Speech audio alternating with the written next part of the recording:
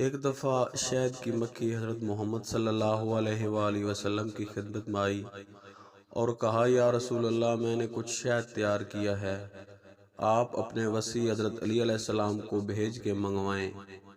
حضرت محمد صلی اللہ علیہ وآلہ وسلم نے مکھی سے فرمایا، تم تو تلخ اور کڑوے پھولوں اور گھاس پہ بیٹھتی ہو۔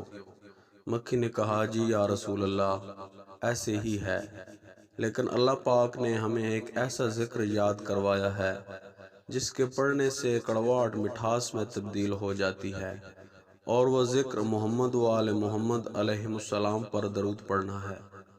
زیارت جامعہ کبیرہ میں حضرت امام ہادی علیہ السلام نے فرمایا، محمد و آل محمد علیہ السلام پر درود پڑھنے سے برا اخلاق اچھے اخلاق میں تبدیل ہو جاتا ہے۔ جو چاہتا ہے کہ اس کا اخلاق شیریں و مٹھاس میں تبدیل ہو جائے، وہ اللہم صلی علی محمد و آل محمد پڑھا کرے۔